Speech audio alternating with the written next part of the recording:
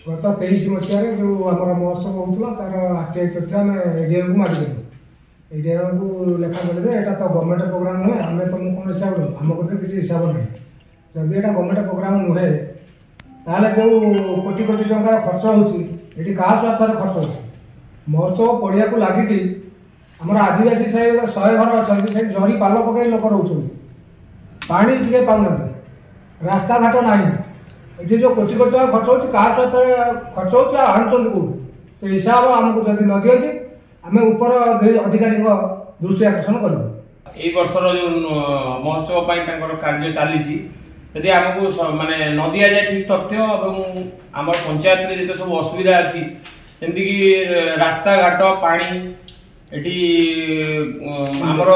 बेसी जंगल जमी थी आमर साधारण आदिवासी बहुल पंचायत होती लोक खाइबा को पाऊना मुंड गुंजिया को चाल खंडे ना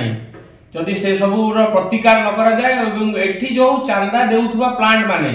जदि तांको सीएसआर प्रोजेक्ट रु हमको एठी घर